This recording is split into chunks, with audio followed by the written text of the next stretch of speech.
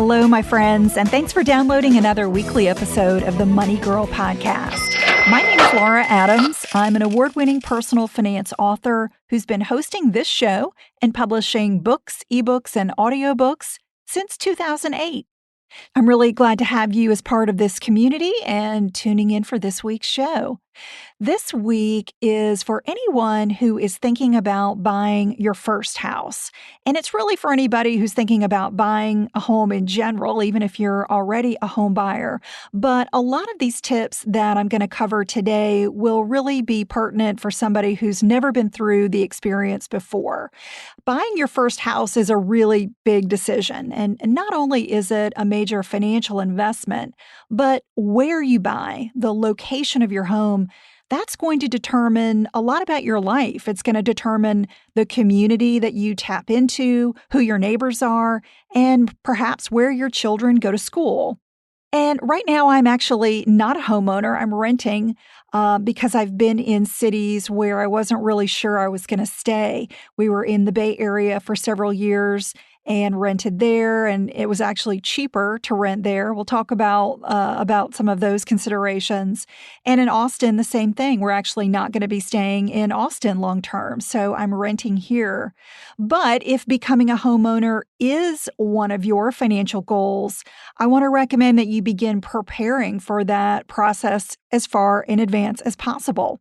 And it's very likely that I will become a homeowner again. I have lots of rental properties that I do own, but as far as my primary residence, I've just chosen to be a renter for the last few years.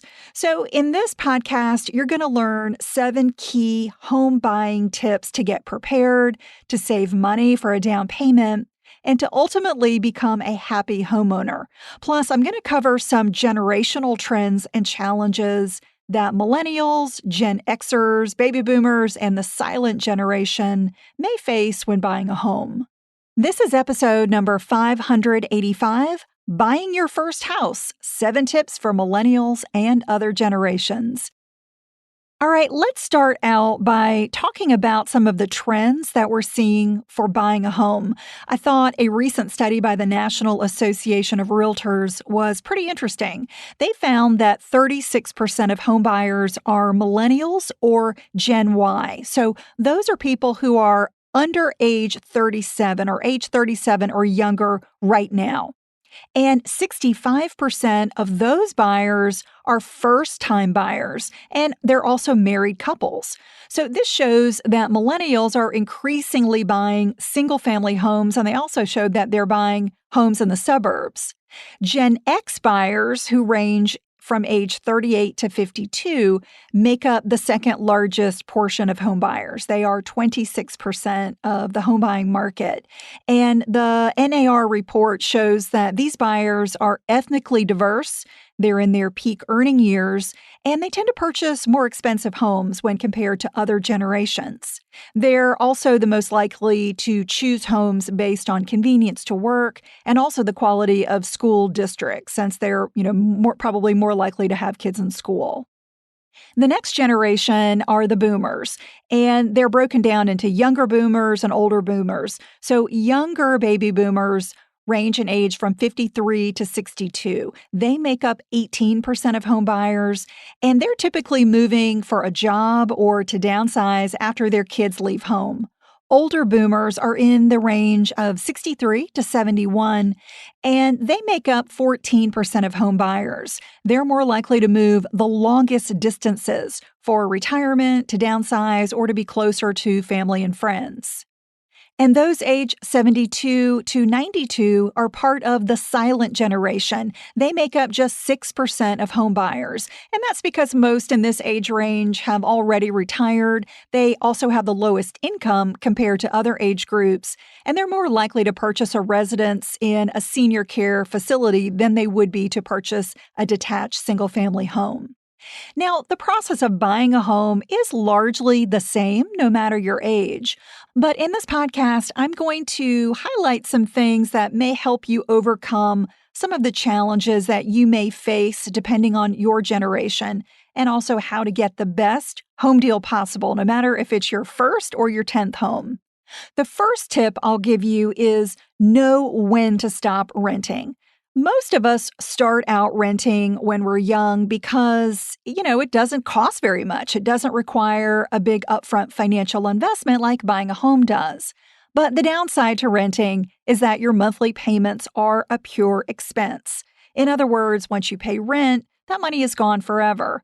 But when you own a home, it comes with some nice financial perks, including amortization. This is what happens to your loan when you've got a fixed rate mortgage. It slowly reduces your outstanding loan balance with every mortgage payment that you make. So that helps you slowly build equity in your home over time. That can't happen when you're renting. Appreciation is another perk. That allows you to build equity as the market value of your home rises over time. Again, can't get that when you're renting. And the third big benefit is a tax deduction. It's now capped at $10,000 per year for your mortgage interest and property taxes. So it's not as rich a deduction as we used to be able to get for a home, but nonetheless, $10,000 is nothing to sneeze at. So that's something that you're not going to get, obviously, as a renter. Additionally, when you own a home, you can have the lifestyle that you want. Maybe you want to spread out, express your personal style with, painting your home or decor. That's probably something that you would not be able to do if you were renting. But I will say that depending on where you live, as I mentioned, renting may be more affordable than owning a comparable home. This is usually the case in big cities such as New York and San Francisco.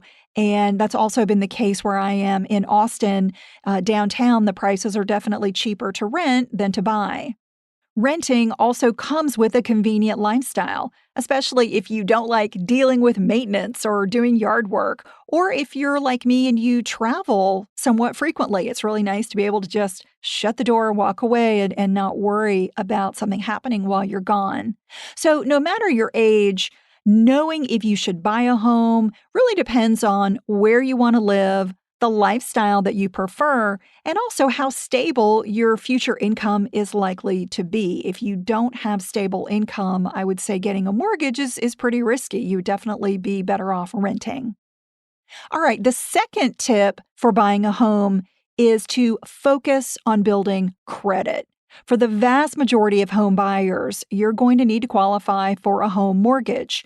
Building credit is always important, and if you're a longtime listener of the podcast, you know that building credit is something that I talk about a lot. It's important for many reasons, and it benefits your financial life in many ways, but it's especially critical before buying a home. Whether you're a first-timer or a seasoned homeowner, your credit is going to be a primary factor that mortgage lenders consider when evaluating you. Not only does repairing and building credit help you get approved for a mortgage in the first place, it's going to be the key to locking in the lowest interest rate possible, and that's going to save you huge amounts of money over the life of your loan. Let me give you an example. Let's say you get a $200,000 fixed rate mortgage and you've got excellent credit. You're going to pay about $145,000 in interest with a 30-year loan. But if you have average credit, so your credit is not excellent, but it's, kind of one step below that as average, you're going to pay close to $190,000 in interest for that very same loan. So having less than stellar credit could cost you $45,000 just in interest. And even if you sell your home before paying off the mortgage in full, having excellent credit is going to translate into a lower monthly payment. It would be $125 less, in my example, than if you have average credit. So thinking about what you could do with that $125 per month, you can do so much. If you invested it for retirement instead of paying it to a mortgage company, that could easily grow into a nest egg worth over $200,000 within 30 years. So remember that small financial habits like how you handle credit are going to really add up over the long run. And I did a whole podcast about this called 6 Steps to Build or Repair Your Credit Before Buying a Home. So if you are in a situation where your credit is not as good as you would like it to be, and you are thinking about a home, I would definitely recommend that you go back and listen to that podcast. It's going to give you key strategies to follow ahead of your home loan application.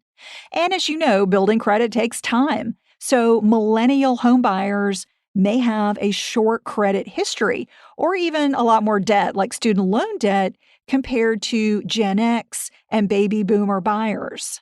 That means millennials should review their credit reports and make financial adjustments earlier in the home buying process than older buyers.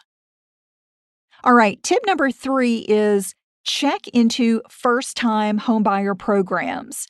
There are many great programs for first-time homebuyers that may include mortgage interest subsidies or even down payment assistance.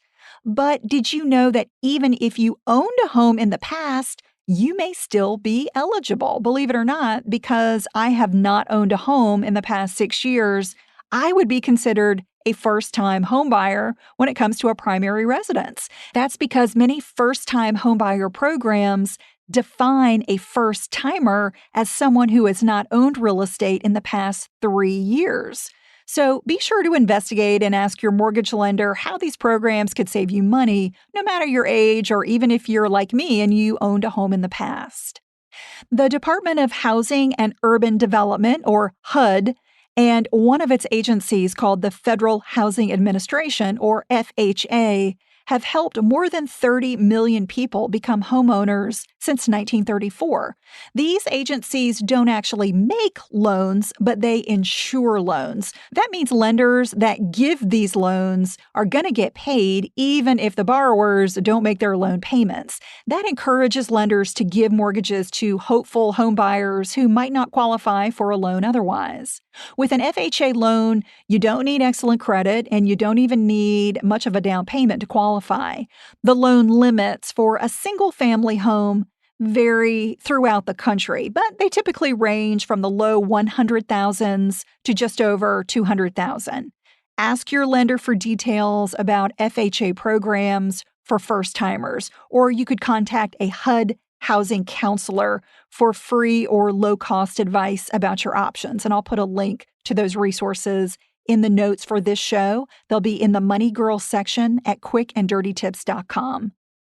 Tip number 4, which is estimate how much down payment money you'll need. Before you can qualify for a mortgage, you're going to need to prove to a potential lender that you have enough in savings to fund a down payment. This is just a one-time cash payment that you pay at the home closing. And you've got to make a down payment because home lenders generally will not finance 100% of the purchase price. And the bigger the down payment you can make, the less risky the loan is for the lender, and that may also benefit you in terms of getting a lower interest rate. Plus, there are closing costs in addition to a home's purchase price. These costs are going to vary depending on where you buy a home. But remember that in real estate, everything is negotiable. So when you make a purchase offer on a home, you can request that the seller pay some or all of your closing costs. You can also haggle with your mortgage lender not to charge certain upfront fees. And if you do negotiate with a lender to avoid fees, just make sure that it doesn't cost you more in the long run. They can make up for fees by charging you a higher interest rate or including fees in the total amount of the loan, which means that you'd end up paying interest on your closing costs. That's not a good idea. The money for a down payment can come from your savings or even from gifts from your family if you're so fortunate. And if you're already a homeowner, your down payment can come from the money you make when you sell your current home. If you can make a 20% down payment on a home, you will avoid paying private mortgage insurance, or PMI. PMI is a special type of insurance that lenders typically require you to pay when you borrow more than 80% of the value of a property, even if you have excellent credit.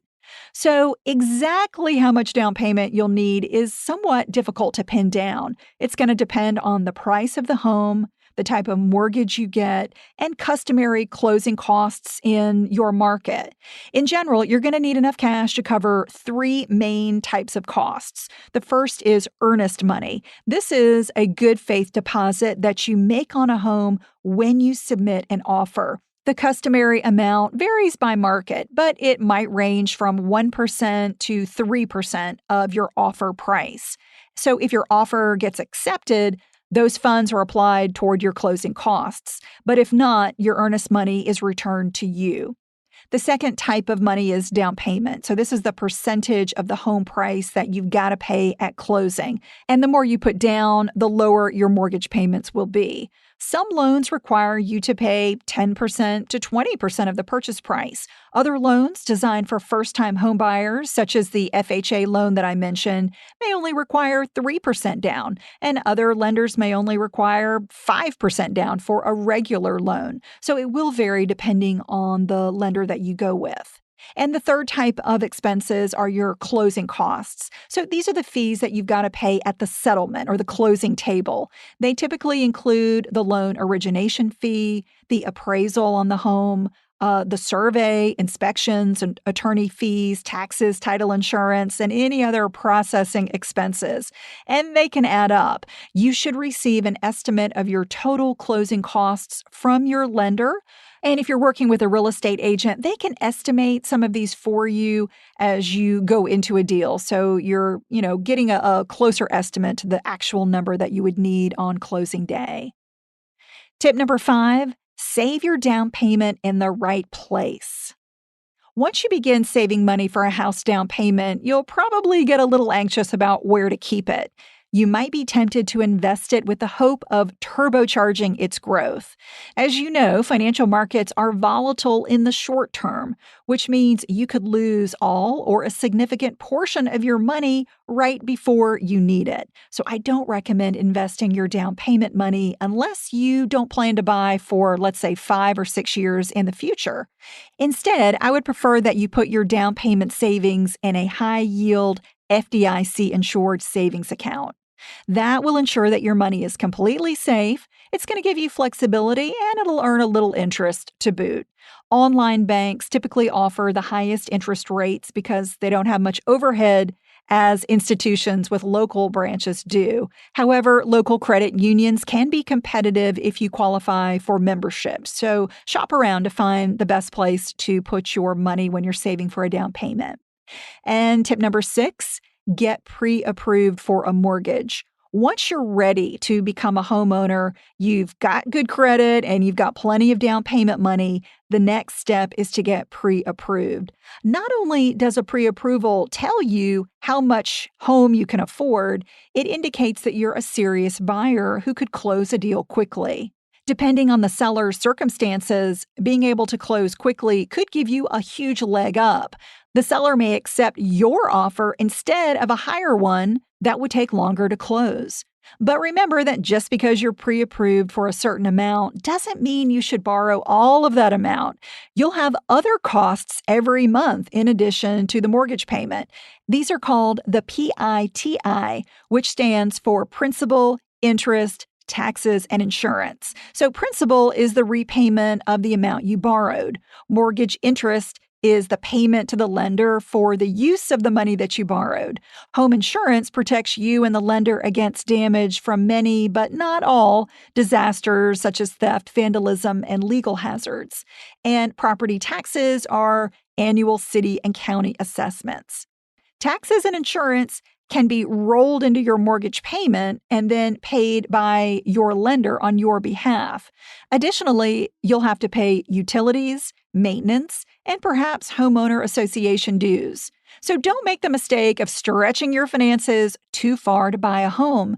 It may leave you house rich, but cash poor and unable to save for other goals, such as retirement. And our last tip, number 7, be a savvy negotiator. When you make an offer on a home, use your poker face with the seller and even with the real estate agents involved. As I mentioned, in real estate, everything is negotiable. So be interested, but not too eager. Most sellers expect you to negotiate on one or more factors of the deal, such as the purchase price, potential repairs, and closing costs. Always make a purchase offer contingent on the results of a professional home inspection, a Clue home insurance report. I'll put a link to that in the show notes if you're not sure what that is, and any additional evaluations customary in your area, such as a termite report. Do your due diligence carefully. And before the closing, you should receive the settlement statement. This is known as the HUD-1 form, and it may come from the real estate agent, the closing attorney, or the title company. You want to review it carefully because this will be your last opportunity to ask questions about charges you don't understand or make any necessary changes. The closing agent will have a stack of documents for you and the seller to sign, and you can handle a closing in person or you can even do it remotely through the mail. The mortgage and the deed will be recorded in the county records registry, and you'll receive a copy of everything. And then finally, you can celebrate becoming a homeowner.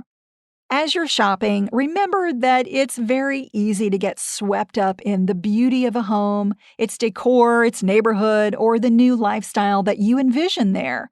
But take a step back and view every real estate purchase as an investment, even if it's going to be your home sweet home.